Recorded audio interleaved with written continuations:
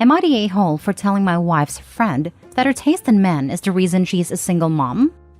I, 29 male, have known my wife, 30 female, and her best friend Jess, 29 female, since we were all 11. We attended middle and high school together, but I wasn't in their social circles at all. I was always one of the sort of nerdy, awkward kids, and the two of them were both very popular. My wife in particular was extremely popular because she was, and still is, extremely beautiful, kind, and intelligent. She was even our student body president and valedictorian. Jess was also very pretty, and I even had a tiny crush on her back then, and similarly popular, and they've been best friends since kindergarten. My wife and I started dating our senior year of high school after we were paired together to complete a project in one of our classes. We realized that we got along really well, and she asked me out, and I definitely wasn't saying no to her. But Jess, from the very start, did not respect our relationship and firmly believed that my wife could do much better. She has, in a decade plus since, consistently told that my wife is out of my league, that I was lucky she settled for me so young, and that my wife belongs with a more attractive and successful man. Now, I'm the first one to admit that my wife is out of my league. She's far more attractive, makes more money, and is just generally an amazing human being. But hearing it so often doesn't exactly feel good. Jess also has tried to convince my wife to cheat on me multiple times, and has even tried to set her up with other men because she doesn't approve of my wife and I being the only partners either of us have ever had. Jess has a daughter, 5 female, whose father bailed on her and raises her as a single mom. Jess actually dropped out of med school to raise her daughter once she realized the father was not going to be in the picture. My wife and I absolutely love her daughter and love having her over. Jess had a date on Saturday night, so she left her daughter with us for the night and came to pick her up on Sunday and stayed for lunch. As I was preparing lunch for everyone and her daughter was playing in the yard, Jess and my wife were talking about her date. Jess was going on and on about how attractive the guy was, how good he was in bed, and all of the details. But I just ignored it. Jess then looked to me and said, "You're lucky you locked her down when you were so young," before she knew that there was better out there, and then turned to my wife and offered to give the guy her number in case she wanted to try him out. I got really angry at that point, so I just said, "I doubt you know anything about better, because your taste in men is why you're a single mom, and not a doctor right now." Both of them just stared at me in shock, and then Jess called me an a-hole and left quickly with her daughter. My wife has been upset with me since, so I have to ask, am I the a-hole? Edit. I just wanted to point out that my wife acknowledges that what Jess said was inappropriate, but thinks that what I said was unnecessarily cruel. It was always Jess's dream to be a doctor like her dad, especially after her dad passed away, and now that's probably never going to happen. Jess has said this to me before, so I was aware of it, and my wife thinks it was uncalled for to press on something that's so clearly a pressure point for her. Jess also frequently bemoans the pains of being a single mom, and about how all of the guys she goes out with ghost her as soon as she mentions her daughter. This is mainly why my wife is upset with me, because she thinks I purposely hurt Jess, while Jess's comments are a joke and aren't meant to hurt my feelings, which is probably mostly true. Now for the comments. Not the a-hole. Your wife is the biggest a-hole. She's allowed Jess to talk down to you for years and done nothing. You deserve better. You are out of her league. Jess is obviously an a-hole for treating you like crap and trying to get your wife to see other men for years.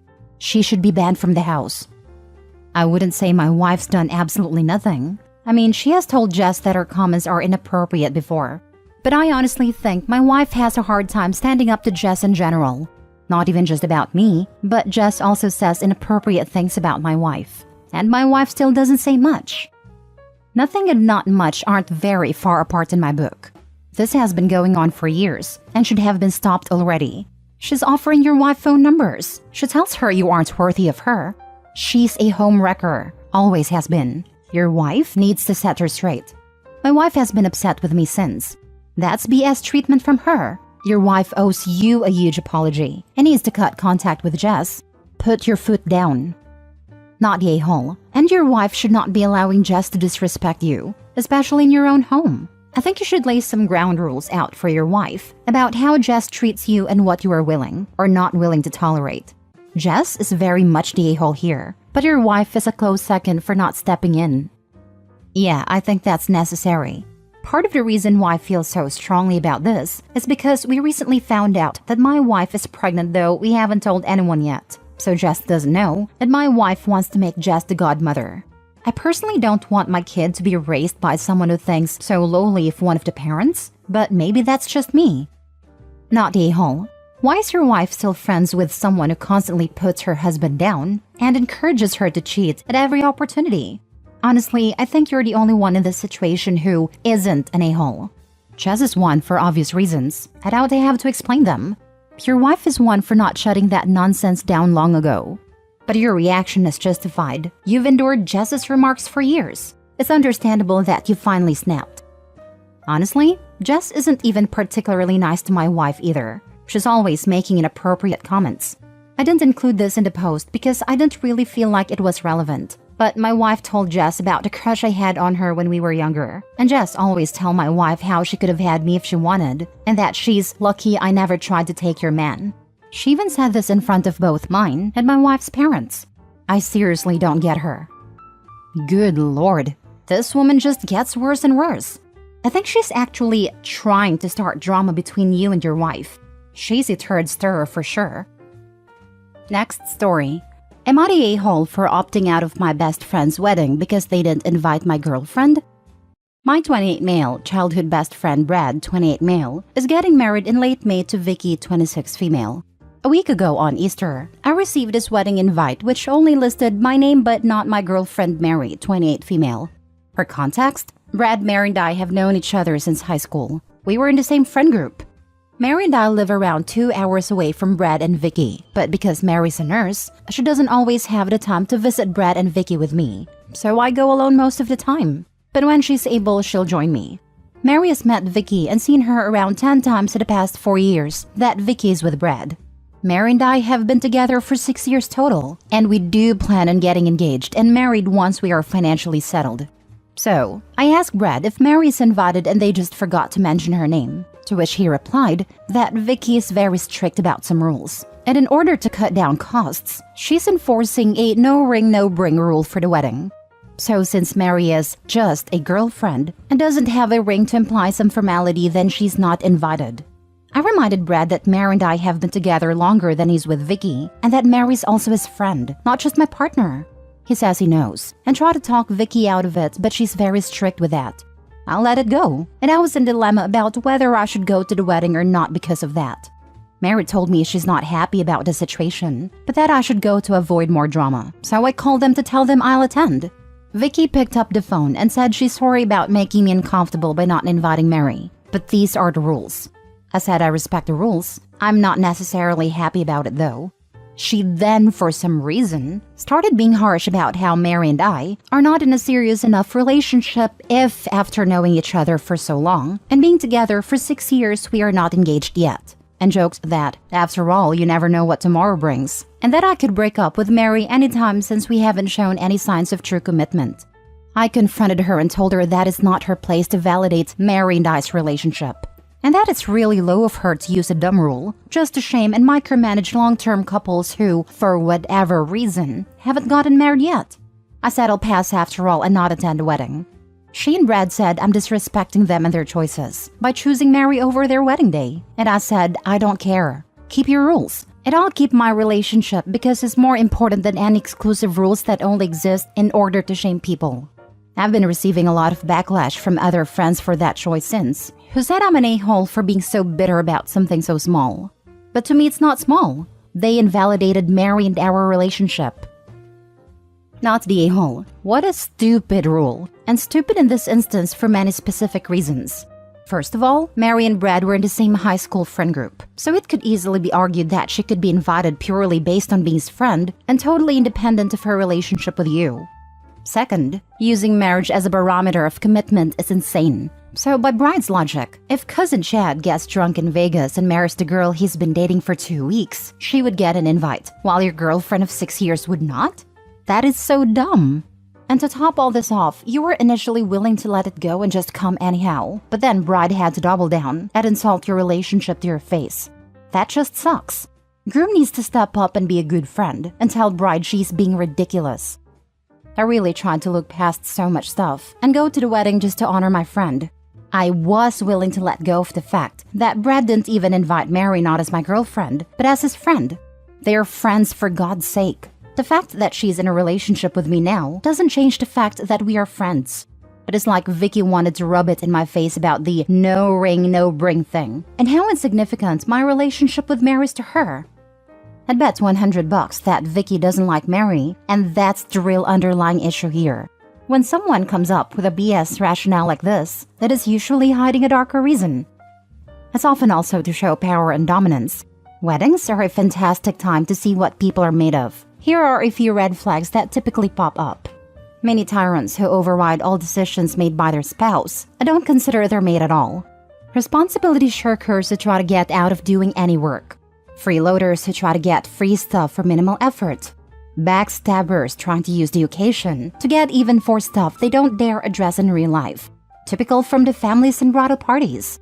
False witnesses and people who never intend to stay true to their wedding vows. Attention hogs who try to make the process and party all about themselves, etc., etc., etc.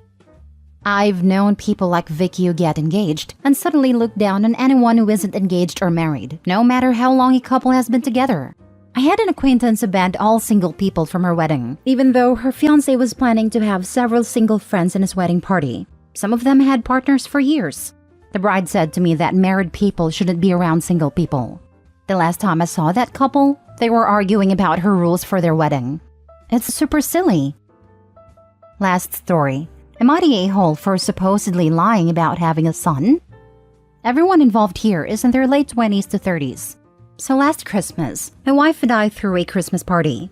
A friend of mine I've known half my life, Rick, asked the day before if I could invite a few friends, which we thought was a bit inconvenient but agreed. One of these friends, Mila, brought a little boy with her, could not have been much older than 5. This was not a party for children, and I wish someone would have told me first that a child would be coming, for my wife and I would have advised against it. At a party, Mila's son played up a lot, and at one point was having a full-on tantrum while Mila was in the bathroom. I tried to calm him down, showing him some pictures of our dog we had in our fridge, and when Mila came back she was very grateful. She asked me if I had any children, and I told her I had a 7-year-old. We spoke briefly about our sons, and then she and her son went out to the garden where most of the guests were. The problem is that, in 2021 we lost my son. It was heartbreaking for me and my wife, and not something I wanted to divulge to a stranger. My wife and I still consider ourselves parents, and I would have thought that me being a parent might have been reassuring for her. However, Rick has since begun dating Mila, and has wanted to introduce her to our friends again. The topic of our Christmas party and our brief exchange in the kitchen came up when Rick informed Mila that my son had been dead for over a year. Mila now considers me to be a liar and untrustworthy and is not interested in seeing me again as she thought we had bonded over our sons. And Rick is annoyed he had to be the one to tell her about my dead son and demand I apologize to Mila for misleading her, which my wife finds insulting. On one hand, I do not think I did anything wrong. She was a stranger to me, and I doubted I would ever see her again. But I know this is causing tension in their relationship, and I do not wish to make Rick's life worse. So I am wondering if I should just apologize to keep them both happy. Am I the a-hole? Now for the comments. Not the a-hole. Your wife is right. This is insulting. You don't owe anyone an explanation or apology. You are not obligated to divulge the death of your young son to anyone. Ever. Thank you so much for your comment. Your friend Rick is an a-hole. Some stories/secrets aren't ours to tell.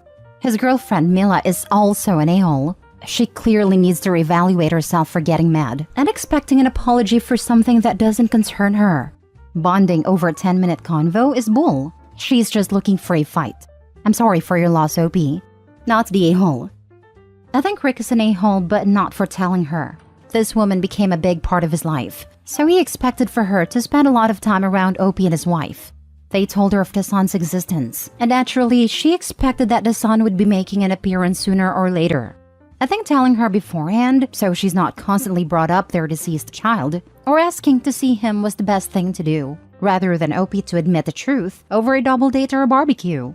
He's an a-hole for not immediately kicking this woman to the curb when she heard his friend lost a child and her first thought was, how dare he lie to me, and not how devastating for him. He's an a-hole for being annoyed he had to be the one to tell her, instead of understanding why his best friend for decades might not have dropped it at the middle of a Christmas party. I hope he might have history with this dude, but he sounds self-centered as heck, and now it sounds like there are two of him. It might be time to reevaluate this friendship. Not the a-hole, and Rick is a terrible friend. Sparing you having to be the one to explain that your son is dead should be something he is happy to do as a supportive friend, honestly. And Mila needs to get over herself and not blame you for anything. Her reaction was so cruel. I wonder if she'd told her son about how we'd get to meet your son, and now she's mad she has to explain death to him? Wouldn't justify this behavior, but it might explain it. I think he believes I lied to her to avoid an awkward conversation. So now he is annoyed he was the one who had to have that conversation. Honestly, I wish they had not been talking about my family at all. I had not considered that. It is possible. I have not been told they were planning to have the boy meet up with us again, but they did not mention that he would be attending last time either, so I suppose I cannot rule it out. I do not know her well enough to really judge if she's that sort of person. Thanks for the comment. Not a-hole at all. This nutty woman has the very worst case of main character syndrome I've ever seen. And Rick's behavior in this absurd situation is unforgivable. The fact that he didn't shut her down immediately says it all. And the fact that he even mentioned this to you makes him utterly unredeemable. He thinks you owe her an apology? They both owe you the most heartfelt and sincere apology in the history of apologies. You wonder if you should apologize to them to keep the peace. Here's the only piece of advice, words to live by actually, that I can offer. The person who's being pressured to keep the peace is never the one who is threatening the peace in the first place. Being friends with these bottom dwellers will ruin your peace, and I'll bet your wife would agree.